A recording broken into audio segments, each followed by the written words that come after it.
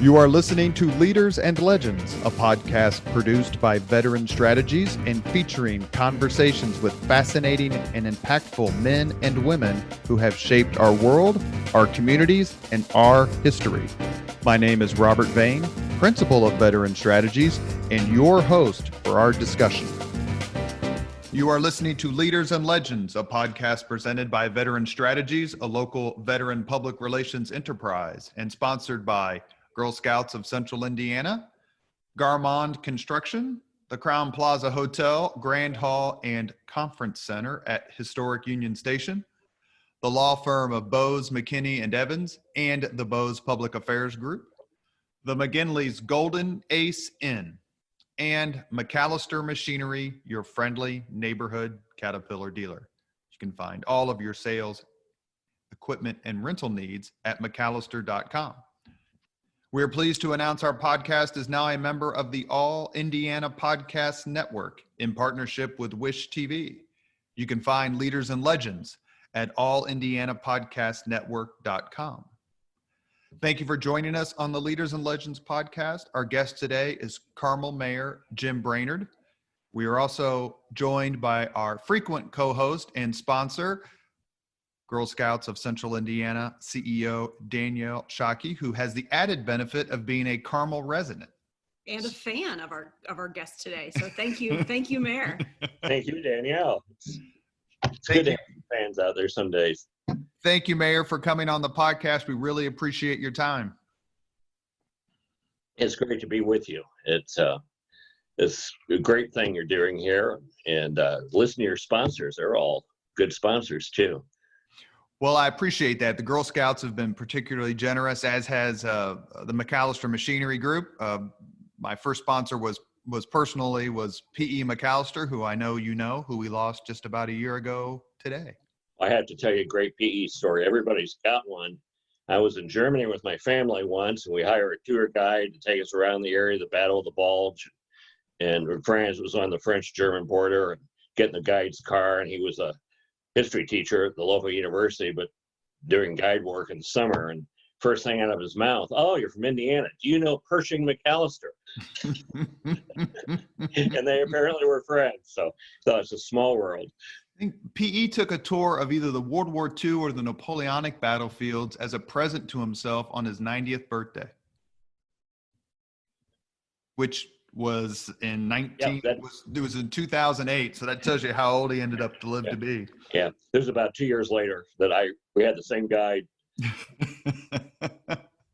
You've been involved in politics and in government for a long time, and as we always do, it's ladies first when Danielle joins us for the podcast. So we're going to talk about your career in Carmel and your life story a little bit and your impact and what you see is going on in the future. But with that, I'll hand it over to Danielle. So I think Robert teed that up nicely, Mayor, just to tell us, and for our listeners, right, who may not be from Carmel, and we actually hope our reach is far, tell us just a little bit about your background, where maybe you grew up, and what led you to this career of now being the mayor since 1996. Well, I grew up in a little town north of Goshen, just east of Elkhart, Indiana, about 3 miles from the Indiana-Michigan border in Indiana. It was a town of 1,000 people. We ended up consolidating the schools with Elkhart. My dad and mother had met at Butler back in the 1940s. They're both musicians. We just went to my mother's 90th birthday party. Unfortunately, I lost my father about 7 years ago. But he was a school band director his entire life. And so I went to Butler as well, majored. I did a lot of, played in the band and orchestra, but I majored in history and had the equivalent of a minor in speech communications. Then went to law school, was graduated from Northern University in Ada, Ohio, and then came back to Indianapolis in the early 80s and hung out a shingle and started a practice. Then raised 4 children. In 1995, I ran for mayor and won in the primary. Did not have opposition in the fall from the other party, and have been mayor since January of 1996. And it's been an interesting time because Carmel was 26,000 people at the time. Today we're over 100,000 people. And so we've had a lot of growth, and it's been fun what a great opportunity to be able to help or just participate in building a brand new city. So between that, that time leading up to 1995, you had a shingle, assuming things were going well professionally as a lawyer. What made you say, you know what, I think I'm going to run for mayor? Was there a step in between there, or what happened? Well, I had always been interested in politics. I had done a little bit of work in high school for some local candidates. Then I was student body president my senior year at Butler. I ended up working for Bill Hudnut, the former mayor of Indianapolis, when he was a congressman between my sophomore and junior years in college. It's when he was running against Andy Jacobs. So if you're old enough to remember that, you can do the math and figure out how old I am. But worked for Bill Hudnut. That's where I met P. MacAllister the first time. He was the finance chair for that campaign. It was actually 1974. The Republicans did not do well that year. That was the year of Watergate. But great experience. And 2 years later, after my senior year in college, before grad school, I worked for Ed Simcox down at the Republican State Committee as well. So I always had this interest in politics, and I have a particular interest in architecture and city building, much more interested in the local level, I think, than state or national politics. Thank you. You see, I grew up during the Dick Lugar and then Bill Hudnut and later Steve Goldsmith and these leaders of Indianapolis that really worked together with the private sector to build the downtown that we have now in Indianapolis. And that was inspirational work for those folks. Indianapolis was not then what it is today. And it was because of their ability to bring people together. And secondly, hire the right people to put together a lot of public-private partnerships to get this beautiful downtown that we have today constructed. So much of what happened in Indianapolis happened in those Unigov years, in the years where Hudnut, who was mayor until 1991. What specifically, I want to ask you about Senator Mayor Lugar first, but let's start with Hudnut, since you seemed like you had a closer connection to him. And 72, he runs for Congress, wins, beats Andy Jacobs. 2 years later, runs for re-election, loses to Andy Jacobs. They developed a terrific friendship. One of the podcasts we did was on the life and career of Andy Jacobs, and I did one on Bill Hudnut just to talk about their careers, and it's cool how they intertwined. But as part of what you learned during that time, how important it is to get along with folks, to build coalitions, to build bigger things. Exactly. Bill Hudnut's best skill was bringing people together. I think he always hated to make certain decisions because he had friends on both sides of every issue. But here's one thing that stands out from between my sophomore and I was a rising junior in college, and just a kid working at this headquarters at 13th and North Meridian. And they'd be going to debates, whether neighborhood association, different clubs, and so on. And almost always, Jacobs had a really old car. It made a lot of noise. I remember that, blew out blue smoke. He wasn't interested in material things. But he'd show up at Hudnut's headquarters, and Hudnut would walk out, and they'd go to these debates and appearances together. When they were running against each other. And I'm thinking, we'd use some of that today. Our system, after watching that debacle of the first presidential debate the other day, I was friends and I said, let's go watch the Kennedy-Nixon debate, the first one on television. Mm-hmm. And it was the same thing. They both held strong opinions. They were polite to each other. They were civil. And they talked about wanting to improve the country and the changes they both agreed on. But then so we differ about the best way to accomplish that. But it wasn't personal. It was thoughtful. It brought out different ways of getting things done. And that's what our representative democracy is supposed to do. And so I think it's important we look back at some of these leaders in different generations and remember how this system is supposed to work. It's not about tearing and burning down your opponent and being personal, insulting people. It's about a clash of ideas, about the best way to accomplish progress for the people that live in this country. And that's what we've tried to do in Carmel. We've tried to bring people from all different backgrounds and cultures and sites together, throw out a lot of new ideas. about how to do things better. A lot of old ideas about things that got abandoned for many years. And that's been our guiding, our guide as we try to build this new city.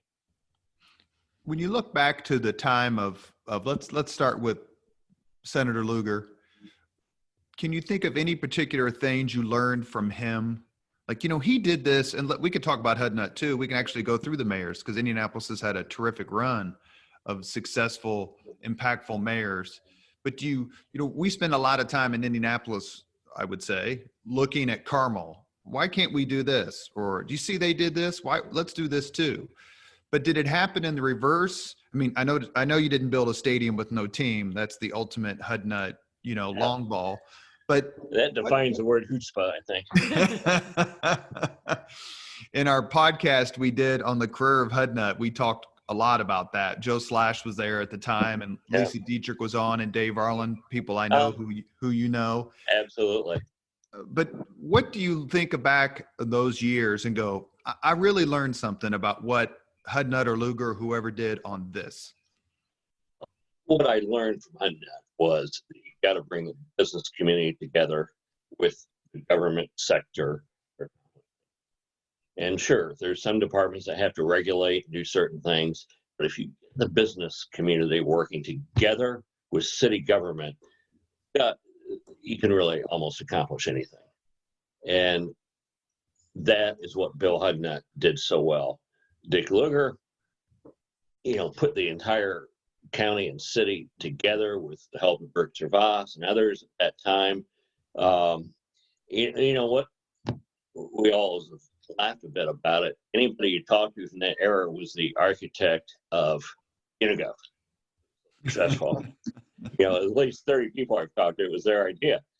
And when I think about it, that illustrates Lugar's genius at getting people to work together.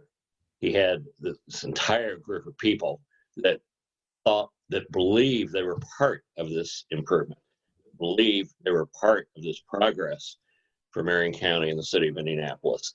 And that's the key to good leadership.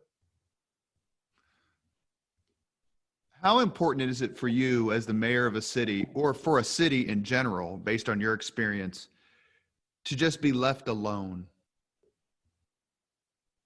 Personally? By the state, by people, by outside groups. Like, just leave us alone and let us do it our way. And then if you're unhappy, we can talk about it. But how much flexibility do you think local municipalities should have to do things the way they want to do them? We were talking about home rule, what lawyers and people in the legislature refer to home rule, and it's really under attack across the United States. We had that issue here in Indiana. These are big states, and what might be right for Gary and what's right for Evansville or Bloomington or Carmel are very different.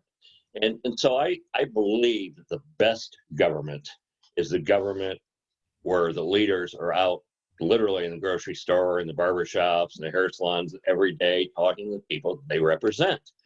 Get down to the state house, you get insulated. You may not understand other parts of the state. You get to D.C., you certainly are very insulated within that beltway. You're dealing with other issues. But I truly believe that local leaders are almost always going to make better decisions than people from farther away, whether it's the state capital or Washington.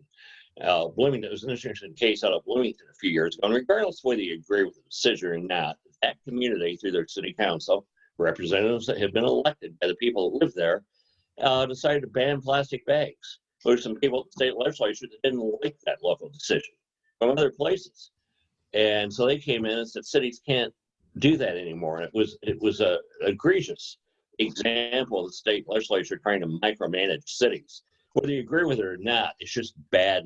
Whether you agree with the actual decision, it's bad precedent. Let the locals make those decisions. When it comes to fiscal matters, some regulation by the state and municipalities makes some sense within reason. And the reforms made during Governor Daniels' term allow for some of that. They set limits, the constitutional limits on property taxes. That all made sense. But yet they provided a mechanism for local communities to override that for certain reasons through a referenda. And that system's worked well. Just Carmel in the last few years has approved, one by 90%, one with 60%, two referenda to raise taxes for our school system, which is part and parcel of what cities have to do if they're going to compete economically. You have to have a great school system. How do you feel? So they often say, you know, for a Carmel, for a Fishers, for a Zionsville to be as successful as we are, you need a good downtown. And so I don't think any of us would disagree. Indianapolis has become an amazing downtown. How worried are you right now about downtown, given the COVID and the recent violence and increasing violence? And do you have any advice, maybe for Mayor Joe? I mean, how are you feeling about that interplay between a good downtown and the continued growth and success of Carmel? We're all in the same region, and I've gotten several inquiries from businesses that want to move their offices from downtown Indianapolis to Carmel, which is fine, but I'd much rather see those calls coming from Chicago, Miami, and New York, and California than downtown Indy, because they're staying within the region. There's not a net gain when that happens. You know, here's what we did when we had the civil distress. We had 9 days of protest in Carmel.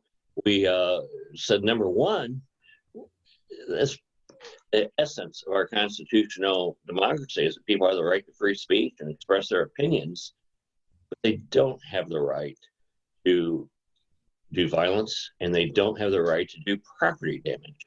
And so we took a very strong stand.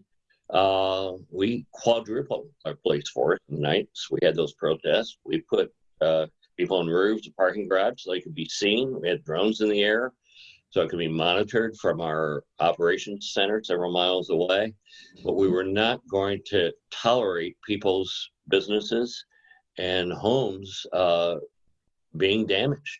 That is not part. And I had to, you know, I think we all noticed, you know, it was amazing what got destroyed in downtown Indianapolis happened to be the stores with the good stuff many times. And so it wasn't really about freedom of speech there. It wasn't about being unheard. You know, Martin Luther King Jr. has that famous quotation. It was like, rioting is how's it go? Rioting is expression of the unheard, or something similar to that. I massacred it, I think, but you get the idea. You know, people were being heard. There was a lot of needless property damage in downtown Indianapolis. That's regrettable. We were not going to let that happen in Carmel. Have the donut counties, as we call them, mayors, come together to provide any formal, I guess, collaboration, support to helping get Indianapolis healthy again? Well, I think we're all want to help the region do well. And I think most of the mayors here, you know, we don't tell each other how to do things. We say, how can we help each other?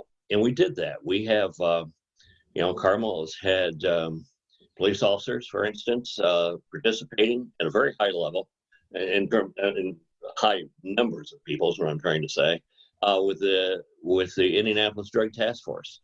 We have police officers that have been working on that with the city of Indianapolis for many years. We have mutual aid agreements with all the fire departments in Indianapolis that border our city, as well as the other cities and towns in Boone and Hamilton County. And it's important that when one of us has a challenge, the others are there to help. All the mayors get along well together. We talk on a regular basis, but we try not to tell each other what to do either. We're there to help, not to critique.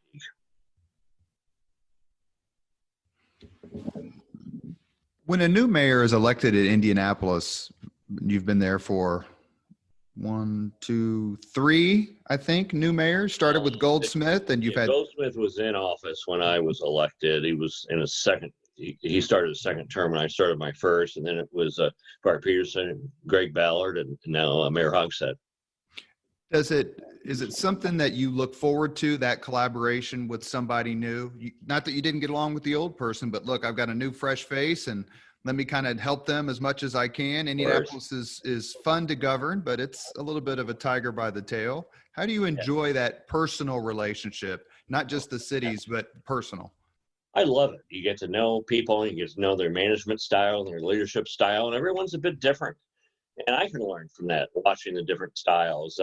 We had a young mayor from my alma mater, Butler, elected in Noblesville last year, and he's in his early mid-30s. And it's so much fun to see that energy there in Chris Jensen and his administration. They're just getting started. They're excited. They're trying all sorts of new things. He's working a lot harder than I remember the first term. You work really, really hard then because you're learning so many new things. At this point, hopefully, well, with COVID and everything with 2020, we're all putting in a lot of hours. But when we get back to normal times, it's a lot easier doing what I do today than it was 24 years ago. We need to get Chris Jensen, Mayor Jensen, on the podcast. He and I worked at State Republican Party together 14 so years ago. He's a really good guy. He is a good guy. I've gotten to know him, and I work well with Andy Cook up in Westfield. Scott Fadness is working very hard over in Fishers. We have a new mayor in Zionsville we're all getting to know, and she seems to be doing some interesting things. But I'm also on the trustee of the U.S. Conference of Mayors. There's about 13 of us. And that collaboration with mayors across the U.S., I've truly enjoyed. States are set up very differently. Indiana has what's called a strong mayor system where the mayors are the chief executive. A lot of other states, some of them go to what you call the weak mayor states, or council manager system might be a better system. In some of them, the mayor is basically the city council president, and the city council together hires a city manager, and they actually rotate the mayor every year among the city council members. Then there's kind of a hybrid where the mayor is not a member of the city council, elected by the population in general, but still the council and the mayor, or some combination of that, will elect a city manager. And there's pros and cons to each system. There's more continuity if the city manager stays between administrations. Often they don't. If you've got a good group of people and a strong mayor and you have some continuity there, I think that's always good too. So there's different systems, but I've really enjoyed the collaboration and learning from mayors across the United States. I've also gotten to know some mayors from other countries. We have a sister city in Japan. I've gotten to be friends with a former mayor in Bristol, England, and a former mayor from Freiburg in Germany, from some not-for-profit work I do, some boards I sit on. And seeing, you think, there must be huge differences between what a mayor in England or Germany does and what a mayor in Indiana does. Not really. We all do the same thing. It's about potholes and essential services and fire departments and policing and economic development. And so those have been fun. It's been a fun experience to be able to meet mayors from all over.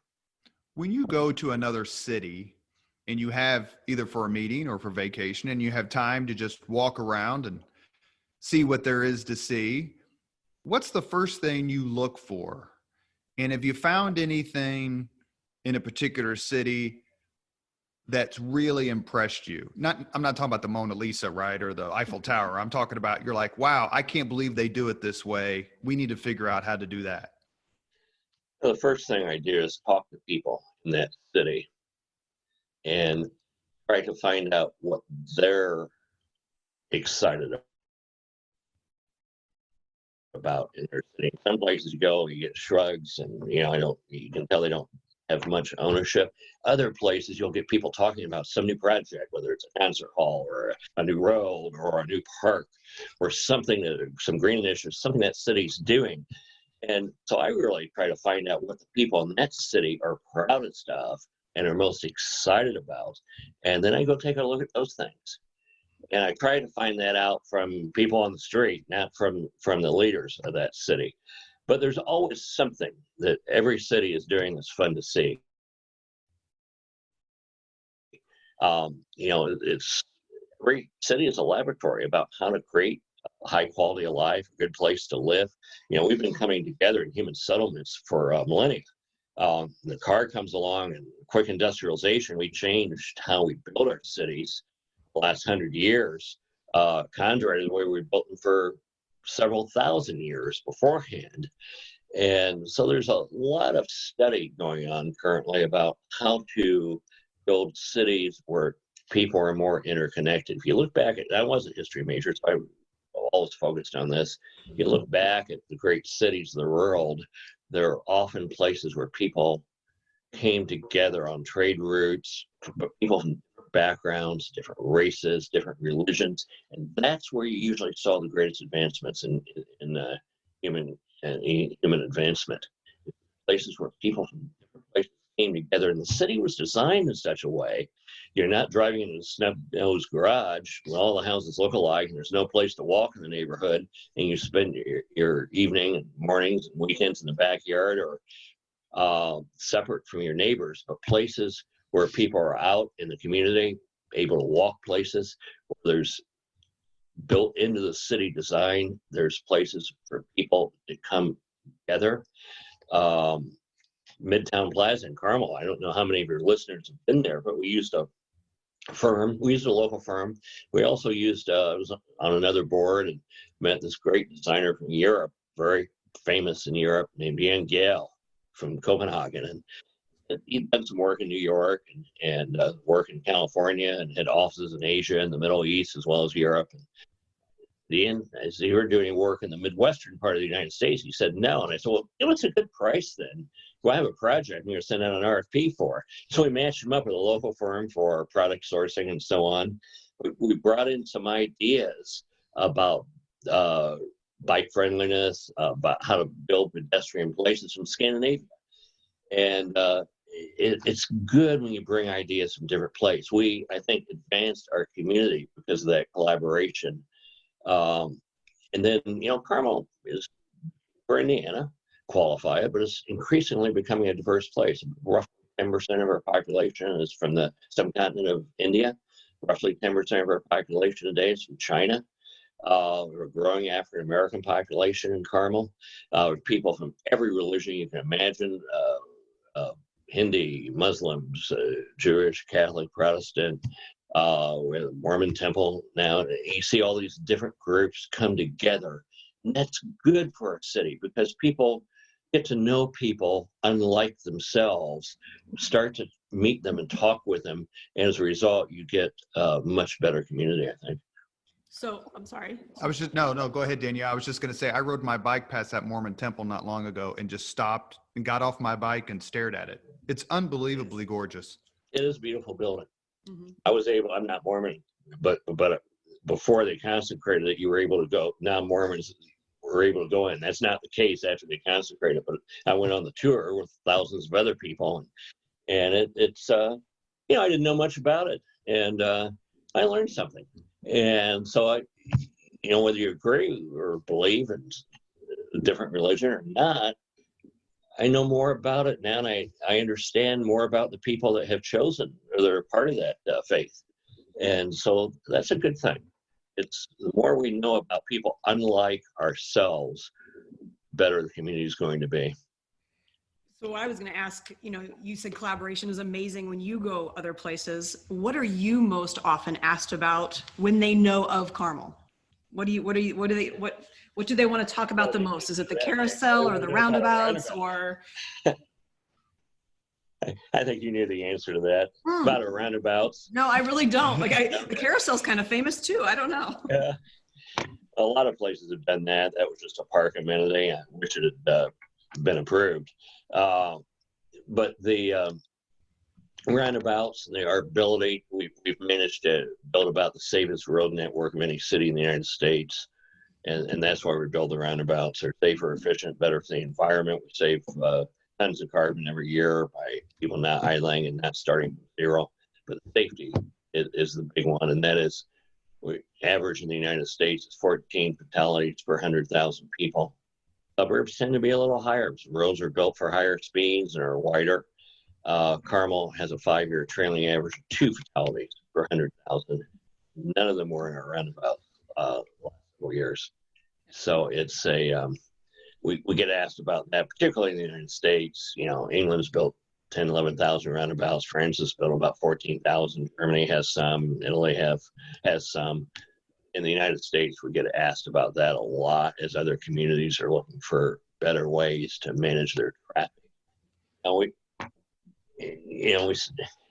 one of the problems is, we didn't get over 25% car ownership until after World War II. And then we spent 70 years designing our cities for cars, not people. So when we do a development like Midtown, we're trying to get away from that and add to designing for pedestrians, to accommodate cars, of course, because we all drive them. Almost all of us drive them. But we're trying to focus on designing for people. People don't necessarily have to drive. I grew up in Irvington in the East Side, and there's this big circle. Yeah. Actually, there's two. And I grew up just down the street from the circle, and you don't ever think of it being a roundabout, on steroids, but it kind of is. And so the fulminations against roundabouts, I think they're an absolute necessity in high traffic areas. I'm no expert, but I've sat at the four-way stop for 15 to 20 minutes at 5:30 on a Friday because you simply just can't get through it. And I'd like to talk about the environmental impact too, but who was the first person who came to you, or can you remember the day where some planner or thinker said, Mayor Brainard, take a look at this. This could solve some of our problems? Well, let me tell you the story. I was fortunate enough to do a little bit of my grad work and graduate work in England. And of course, I was a history major in speech and then a lawyer. So I remember when I was first elected mayor, I didn't take office. I was with a friend of mine who's an accountant, and we were riding in my car, and he points at some pipe out on the edge of the road. He says, "That water pipe or sewer pipe or a gas pipe? What is it?" I said, "I have no idea." He said, "Well, you need to figure that out because you're going to have to work with all this stuff." I didn't know anything about civil engineering. I always had an interest in architecture, but I didn't know anything about civil engineering.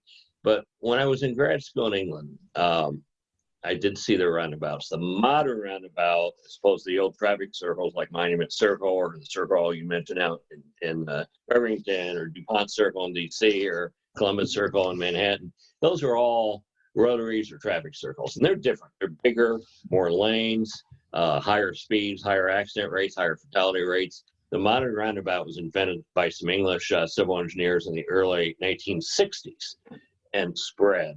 And so I called a consulting engineer into my office first month I was mayor in January of 96 and asked if he would design some roundabouts for us. He said, "No, they're taking those things out in New England. They're unsafe." And I knew I had seen those rotaries in New England and Boston and up in Rhode Island and that area, and the ones in the middle Atlantic states and Maryland and Washington, D.C. as well. And I knew that what I was talking about and what he was talking about were totally different. But I wasn't smart enough that day to be able to argue with him. So remember, it was just a cold day in January, like below zero. I didn't know how to use the library. So I drove up to the Purdue Library, got a bunch of dimes because it was in the photocopy days, and found an article in the engineering library that distinguished between, took 6 or 7 hours. I finally found the right journals and found some articles that distinguished between roundabouts and rotaries and why the roundabouts were safe and the rotaries weren't. So I copied these articles, took them back to my friend, the consulting engineer, and I said, "Go read these and then come back and talk to me." And so he came back and said, "Okay, I will design these and put my professional stamp on." He was a bit red-faced because I had to find some engineering articles he hadn't read. But that was simply an indication, I think, of how little Americans knew about roundabouts. That's how they came about. So we got George Sweet and Tom Houston to build the first one out at Prairie View, very close to where you live, Danielle. But that was a low traffic roundabout. But the same year we were planning and designing Hazeldale Parkway, which did not exist. And so we had 2 roundabouts initially put on Hazeldale Parkway, which was 126 and then Main Street. Back then we called it 131st. We didn't do it on 116th. We didn't have the one up at Cherry Tree. There wasn't enough development there at the time. Or 96th Street. We added those later. And that was a brand new street. There weren't any houses around it yet. So we just built them and then did a lot of public education. But those were the first 2 roundabouts with a fairly high traffic count every day. And they worked out well. We had to make some adjustments to the first ones. We didn't get it right. We didn't get the angles quite right the first time. But today, the designers that worked on Carmel roundabouts are in demand all over the country. because we have so much more experience than anybody else in the United States. We have 135, I think today, 136. One's about to open. I think number 2 in the country would be Colorado Springs or Bend, Oregon. They each have about 30 roundabouts. We're way ahead on the total number. But our fatality rate is very telling. Our personal injury rate's down. Property damage amounts are down when there's a crash. It's all about speed. Human error rate doesn't change about speed. Everybody has to slow down at the roundabout. So, Danielle, you ever speed up for a yellow light? Never, God, right? No, we're not going to talk about my drive. I was going to ask you about yours. No, what I was going to ask you, Mayor, is have you ever been on a school bus full of second graders in a roundabout in Carmel? I have never been on the bus. I've seen those buses take them. I have had that privilege of being on a school bus, and they treat it like a roller coaster. So I've noticed that. Not the driver, the children. Oh, okay. It's just like, this is fun, and they fall on each other. So You are listening to Leaders and Legends, a podcast presented by Veteran Strategies, a local veteran public relations enterprise, and sponsored by Girl Scouts of Central Indiana, Garmong Construction, the Crowne Plaza Hotel, Grand Hall, and Conference Center at Historic Union Station, the law firm of Bose, McKinney, and Evans, and the Bose Public Affairs Group, the McGinley's Golden Ace Inn, which is open, by the way, so please go visit my Eastside Irish friends at the Golden Ace, and MacAllister Machinery, your friendly neighborhood Caterpillar dealer.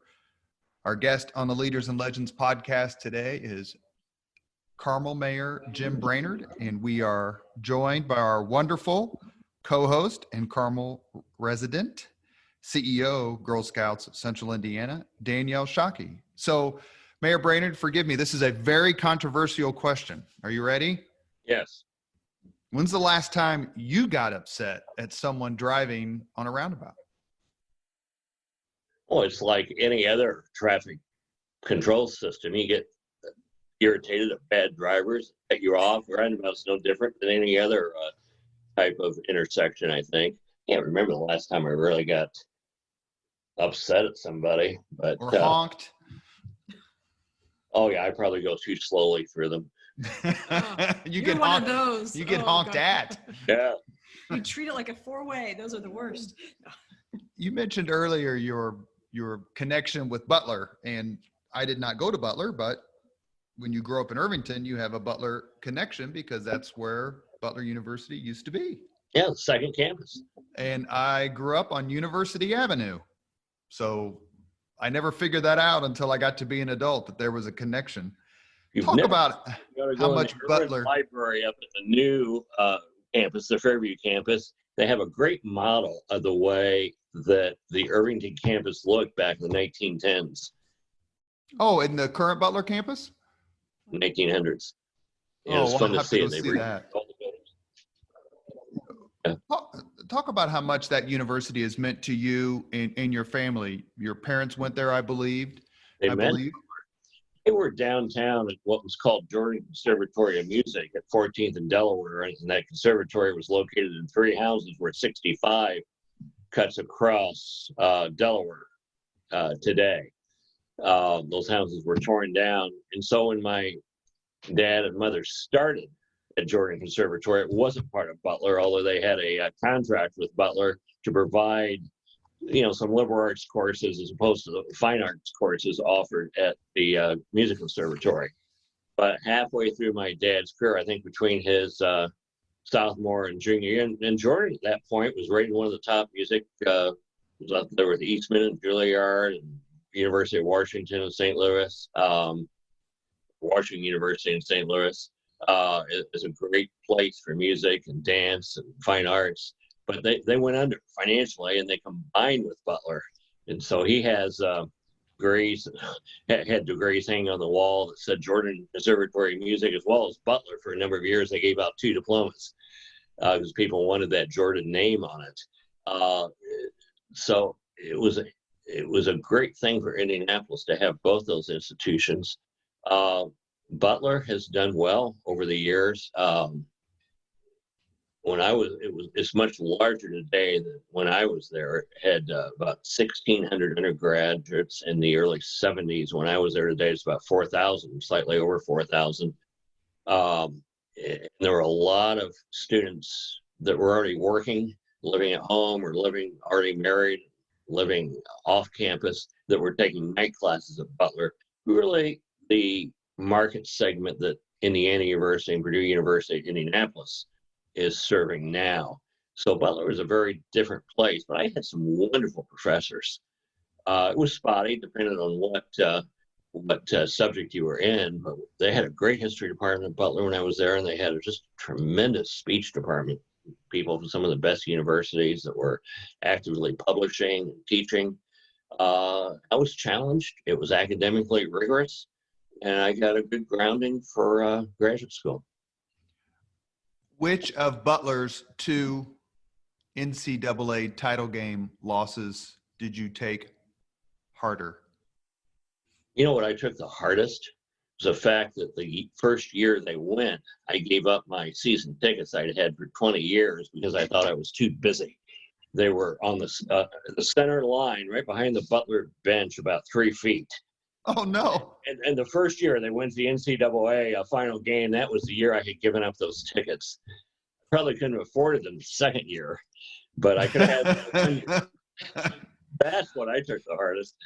Both those games were heartbreakers. I think particularly the first one where that last shot was missed. Had that gone through, that would have been just, hit the rim and bounced off. And, the game had already ended right after the ball left the player's hands. And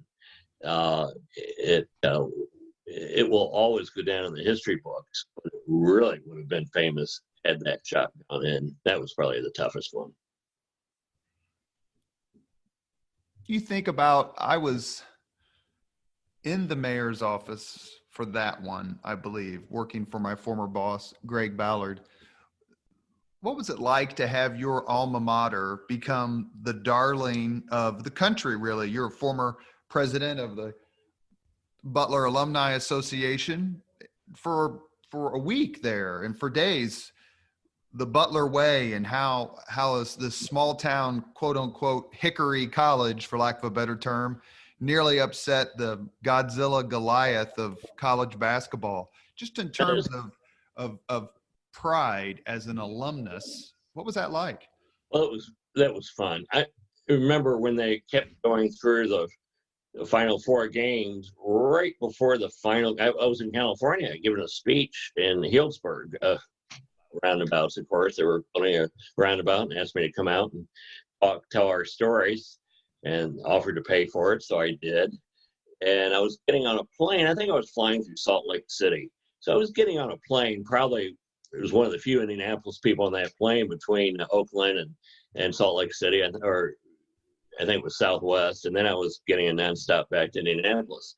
And so I get on that plane, and about 80% of the people getting on that plane had Butler gear on. And I'm thinking, I'm probably the only Butler graduate on this plane. I didn't have any gear with me. I didn't have my t-shirt or sweater. But that was a proud moment. So I asked some of these people, I said, go to Butler now. And it's just such a great story. They were all rooting for Butler because they were such the underdog. And that's the moment that I remember. Like, people across the country are excited for Butler, and it gave it standing. A university wants to be known, I think, for its great ideas, its contributions to the advancement of our civilization. But everybody watches sports. It's a good way to get your name out there. It's interesting. I have to confess that on my way up to Carmel, even though we're doing this via Zoom, I did listen to the Yes song Roundabout. I walked into a talk in Wisconsin once, and as they introduced me, they timed it so that Yes Roundabout song blasted out over the speakers as I was walking up to the podium. That was fun. But back to Butler for a minute. It was a great thing. I remember I was on the board back when Jeff Bannister was president. I remember something he said once. This is long before they got to the level of the final game of the NCAA. But he says, we may have a great pianist playing at Carnegie Hall, recognize Butler's name because of the basketball team. And there's that meant you no longer had to explain Butler. Where's that? I've never heard of that. Exactly. Is that some sort of college that teaches people how to be butlers? So we have, coming towards the end of the show. So there's two themes, and I circled them for Robert, and I said, which one do I want to ask? And one of them is climate change, and the other is arts and culture and its relationship to fostering economic development. So I know both are something that you speak of frequently. So I want to let you pick. Which one would you like to tell us kind of your philosophy, your perspective as the mayor on that level of importance? Which one's your passionate topic today that you'd like to share a little bit more about? Well, let's start with climate change at least. I think, I've yet to meet people ask me, because I'm a Republican, and Republicans today in general are not as passionate about the environment as the Democratic Party. And so I get asked a lot, why is this important to you? And I point out that I've yet to meet a Republican or a Democrat that wants their family to drink dirty water or breathe dirty air, or suffer the health impacts of either. And then I point out many times that traditionally this has been a nonpartisan issue. It was Teddy Roosevelt, a Republican, who set aside most of our national parks. It was Eisenhower, a Republican in the 1950s, who set aside the Arctic Reserve. It was Nixon and Ford, both Republican presidents, of course, in the 70s, who signed the legislation establishing the Environmental Protection Agency. First time we had ever a national agency focused on the environment. The Clean Water Act, the Endangered Species Act, the Migratory Bird Act, all these things were Nixon-Ford projects. And we had President Reagan, who I think under the tutelage and advice of Margaret Thatcher, who was a chemist, got concerned about the ozone hole in the southern hemisphere at the pole. And, had that happen in the northern hemisphere, we could have had huge spikes in cancer rates, as most of the population of the earth is in the northern hemisphere. And so they went and led the way for the international community to sign the Montreal protocols to ban ozones and avoid having that ozone hole at the North Pole. So we have this history. Bill Ruffles' house from Indiana was the first EPA administrator under President Ford and then Nixon. Just unfortunately died a few months ago. We have this great history of Republicans and Democrats coming together to improve the environment. And I think the Republican Party needs to get back to that. We'll always have disagreements on how to do that. But we shouldn't argue with science. We must listen to science. We must believe the apolitical scientists who are telling us we need to pay attention to climate change. It's, we're all taught as kids, leave the earth in a better place than you found it. And that's what we need to do. And it's important to farmers in Indiana and the Midwest too. They see new pests because of the climate changes, new pests evolve, they eat their crops. They have different growing patterns they used to have. They have too much rain, too little rain, depending on the area. People say, well, we can just move the soybeans and corns to more northern climates. But we really can't because the soils aren't as good. You go farther north, it just doesn't work very well. In so many of our cities and so much of the U.S. population, the world population really is located in low-lying areas on our coast. And, when the ice melts, water takes up, creates more room. It takes up more volume as water than it does as ice. And so we have to worry about rising sea levels to create wars, create all sorts of displacement. You need to pay attention to this. But there's a good side to it, too. The world's looking for jobs of renewable energy and products that are better for the environment. With our wonderful universities in this country, we should be leading the way, not just on designing those products, but manufacturing them and selling them around the world. It could be a great thing for our economy as well. And I think that's one way Republicans and Democrats could come together on this. And then city design has a huge amount to do with it too. We have to design our cities so that people aren't spending 2 hours a day in their car. It makes a lot of financial sense because the sprawl is so expensive. But not only do we build better cities, mental and physical health are better. There's all sorts of studies on that. But we also use a lot less fuel if the city is more a bit denser. Yeah. Overall, there are huge parking lots, double the number of fire departments you need. Perhaps it costs $5 million a year to staff a fire department.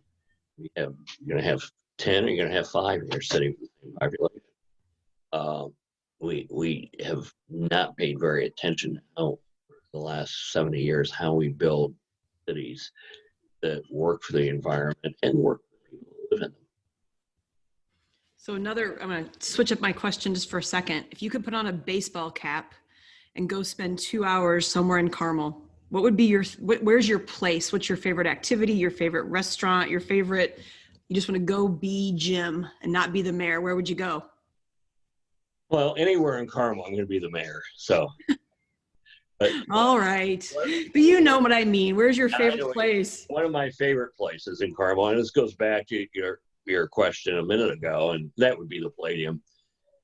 We built, because Indianapolis had done so much for professional sport, or initially the governing bodies of amateur sports, rowing, swimming, brought many of them from Colorado Springs, brought many of these organizations during the Hudnet years to Indianapolis, and later the professional sports in Indianapolis. We thought, there's been an underinvestment in the arts and culture, and all great cities need places for people to see great artists, great musicians. They also need outlets to be able to be creative. And so we thought, Indianapolis doesn't have a concert hall. We have a couple great theaters, but we don't have a concert hall. They're different animals. They're similar, but different. And so we now have one of the country's top concert halls. There's about 20 in the United States that don't have a proscenium arch, but one-room design for music. And we didn't have a downtown in Carmel either. And so we anchored that downtown that we were trying to build through public-private partnerships with arts organizations. So we had the Palladium, and we had the 2 smaller theaters across the Carter Green and the James Building. We've had the Cat not too far away. We now have, we chose to build these landmark buildings right in what will be the center of our downtown for generations to come. And so those places, I have spent a lot of time working on most of my adult career as mayor, trying to work with the private sector to create really special places. Look, I say we're just like Paris in France. Lousy weather, no mountains, and no oceans. They did just fine. We can too. But it's about building these special places that people want to visit, they want to live near, they want to work near. And so the best of those special places in Carmel, in my mind, would be the Palladium. And if I had just one day to spend in Carmel, the rest of my life, I'd probably go see a show at the Palladium. Thank you. No, and thank you I love living here. So thank you for everything. Absolutely everything. You mentioned we end all podcasts with the same 5 questions to everyone. We'll get to those in just a second as we wind up the Leaders and Legends podcast with Carmel Mayor Jim Brainard. But you talked a little bit about the environment and connectivity.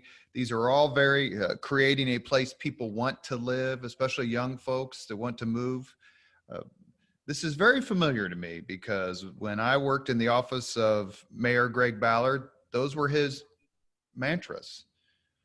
He has done terrific work with regard to connectivity and has been a leading voice using his credibility, quite frankly, of spending 23 years as an officer in the Marine Corps and being deployed overseas in the war zone during the Persian Gulf War in the early 90s.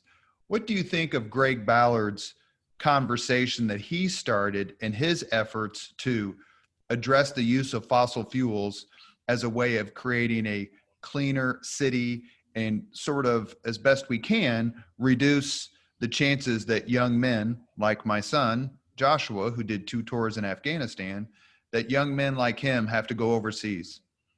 Well, thank Joshua for me for that sacrifice that he made. It's so important for our country that we have young men and women who are willing to join the military, put their lives, put their permanent careers on hold to protect us and to protect our values and our system. There are bad people out there in the world, and it's appreciated. Greg Ballard is one of my heroes for what he did in the environment. He is a Republican mayor, made tremendous strides, was looked to as a leader by other mayors of major cities across the United States. It was an interesting statistic. Greg actually appears, Mayor Ballard appears in a movie that was put out, talks about why the military is trying to get away from fossil fuels. Some large statistic, I don't remember the exact one, it was 85 or 90%, I believe, of our fatalities in the Persian Gulf War were getting fuel to the front line for their mechanized equipment. And one of the points of this movie is that if that army is able to operate on solar and battery and possibly other fuels that don't require gasoline, being taken through dangerous areas, the number of fatalities and injuries that our military experiences could be lowered dramatically. And that's a very telling thing too. And one of the costs that we never look at with the environment is the cost of bad air quality in particular. We've got water quality pretty good in the last century, but air quality still has a long way to go. And what is the cost of all the cases of asthma, of COPD, of lung disease that's exacerbated by or made worse by poor quality air? And we need to get away from coal. We need to do that from a competitive standpoint, if nothing else. But we also need to quit burning coal. Look at the true cost, just not the cost of converting the coal plant to a gas-fired plant or whatever might be better. But look at the health cost, all the disease that's made worse or caused by poor quality air because of the way we produce on this country. Another problem, devastating problem, is the COVID issue that you've been dealing with, and elected officials and citizens and basically everybody anywhere. I give a lot of credit to Hoosiers and Americans for how they're handling it. We're all frustrated. But folks like you who have to craft and implement policy on this pandemic are under a completely different microscope, no pun intended, than the rest of us. You have someone who I'm guessing you love very much, who's, I hope's been pretty helpful to you, and that's your son, Jack, who's a physician. Have you leaned on him? Have you talked to him? Has it been something that you've been able to call him and say, okay, tell me not what I should do, but why it's important to do something? Absolutely. I have leaned on him. I've also leaned on my youngest daughter, Martha, who is a biologist, going to medical school right now, where she's out of the Dana-Farber labs in Boston. And she's doing research, cancer research, but really understands a lot of the epidemiology as well. And so I called on both of them to help me. I'll call Martha and say, turn this article into everyday language so your old father can understand it. But both of these kids, I have two others that aren't in those fields, but I've called on both of them to help me a lot with understanding how we should react to this. And I've called on our local hospitals too. The medical directors of both the major Carmel hospitals have been tremendously helpful in helping us craft a city response. Our county health people are wonderful public servants who have worked really hard throughout COVID. Early on, we didn't know what we were dealing with. We thought that vents were going to be important. We had to give people oxygen like we did for the flu. Now we find out the oxygen causes the virus to grow at a faster rate. So the best treatment, I'm told, is not to give oxygen. So we've learned a lot in the last 7 or 8 months about this particular disease. We had to shut down the city for a number of weeks in the beginning, limit it to essential traffic only.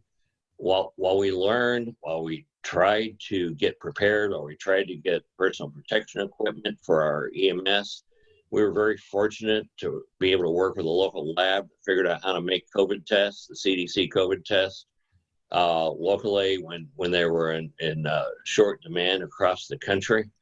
They were very ingenious how they managed to get the different parts of what was needed to make those tests. So we started testing our city employees back in late March when tests were in very short supply. Because we have EMS guys, men and women, taking COVID patients to the hospital in ambulances. We have police officers that have to be out interacting with the public every day. Our essential workers were out there, particularly the EMS and the firefighters. And so we had a fairly high positivity rate, so it was absolutely critical we be able to identify those people. And they're still being tested weekly, all the police officers and firefighters and EMS workers. And then when somebody's positive, we've had a lot that are, they self-quarantine. We do our own contact tracing because we can do it within a few hours. We do that through the fire department as well. And we've managed to, we had one firefighter that became very sick, recovered.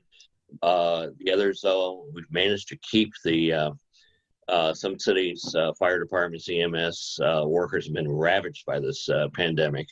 Managed to keep ours under control. And most importantly, we have the assisted living and nursing homes in Carmel working very closely with county health and with our fire department, who's been doing a lot of site visits and working with the administrators, helping them, especially in the early weeks, helping them get protocols in place. We've protected our most vulnerable as best we can. We've had about 100 and some deaths in Hamilton County, about 30 in Carmel, which is 30 too many. You start to look at data, that's far less than we've had in many other places in the country. I think it's worked. It's worked in large extent too, because people in Carmel are paying attention to what they should be doing. And that's important. Indianapolis is always going to have a higher rate of both infections and deaths because of the vulnerable population they have at the Veterans Hospital. Methodist Hospital is the largest.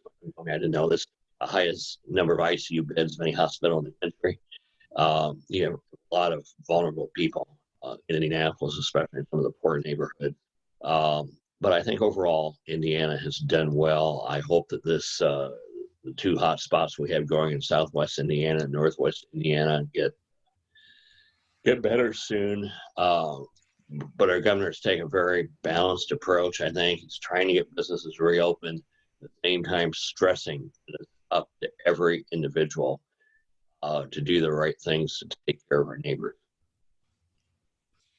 All right, Mayor. Thank you for all of your great in-depth responses. We appreciate it. But we do always end with But five. that's a nice way to say I'm talking too much, I think, isn't it? No, that was not. No, actually, what I was going to say was our last five are rapid response. Okay. So they're meant to be your first answer. So what was your first job?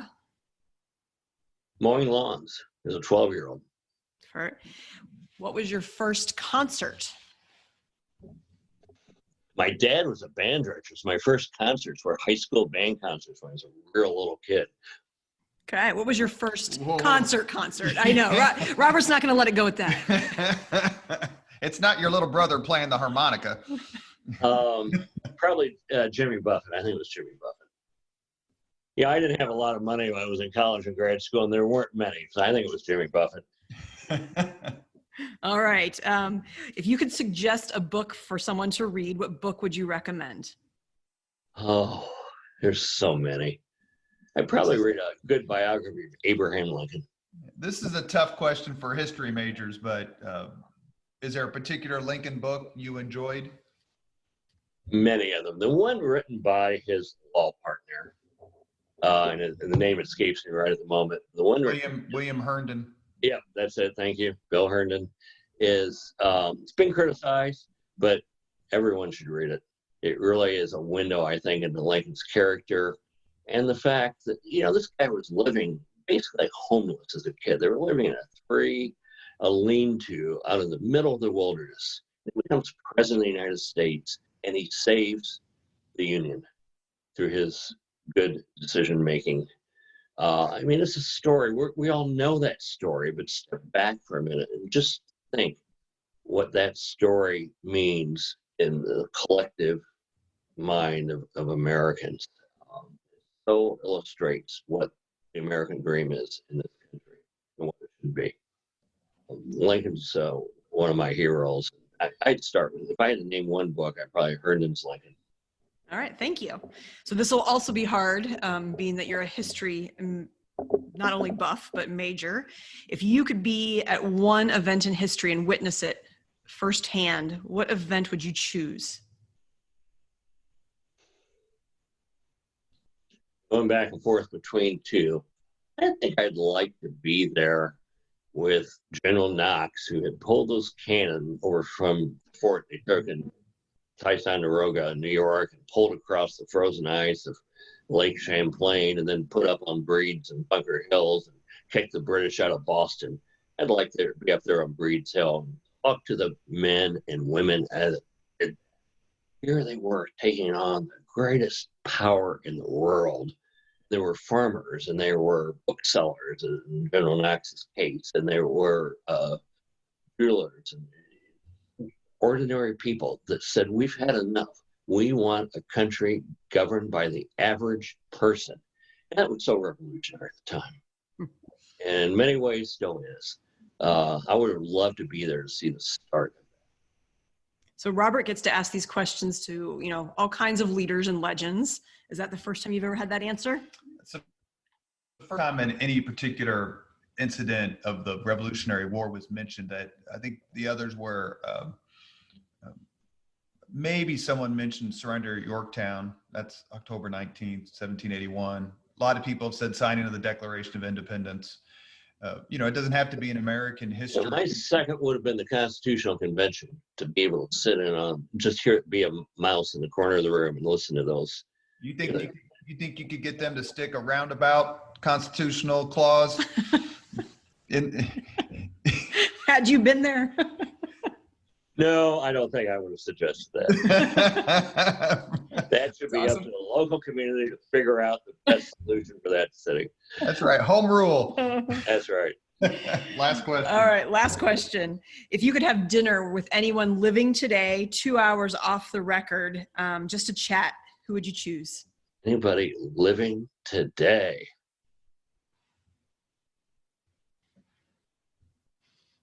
Historically, that would be easy. Today.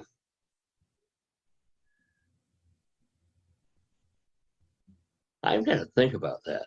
I just can't answer that off the top of my head. There would be several, but I don't know if I could pick one. I want to think about that for a while. You didn't tell me that one in advance. So I just don't know. Robert doesn't let people off like this easy, though. So I don't know if he's going to let you go with, you're going to think about it. You could choose Dan McFeely. I could. I could. And Dan and I have had many nice dinners together. I think I'd like to probably talk to somebody in the cutting edge of sciences, one of the Nobel laureates that is focused on and Elon Musk might be in it. I'd love to talk to that guy and see what drives him. I'm amazed at some of the things he comes up with, but he's had some success too at changing the way people look at everyday problems. He would be a fascinating, I don't know if he's number one, but he'd be a fascinating person. And what's his name? Elon Musk. Oh, Elon Musk. Yeah, I was just going to say, pun intended. What drives him? You got that. Thank you, Danielle. You're welcome. You are listening to Leaders and Legends, a podcast presented by Veteran Strategies, a local veteran public relations enterprise, and sponsored by Girl Scouts of Central Indiana, Garmong Construction, the Crowne Plaza Hotel, Grand Hall, and Conference Center at Historic Union Station, the law firm of Bose, McKinney, and Evans, and the Bose Public Affairs Group, the McGinley's Golden Ace Inn, and MacAllister Machinery, your friendly neighborhood Caterpillar dealer. Thank you very much to Carmel Mayor Jim Brainard and our illustrious co-host, CEO Girl Scouts of Central Indiana, Danielle Shockey, very much for the podcast. We enjoyed it. It was a great conversation, and we appreciate your time, sir. Great to be with you. It was fun. Thank you very much for listening to Leaders and Legends, brought to you by Veteran Strategies Incorporated. If you want to contact us about this program or our menu of public relations services, please send us an email at robert@veteranstrategies.com. That's robert@veteranstrategies.com.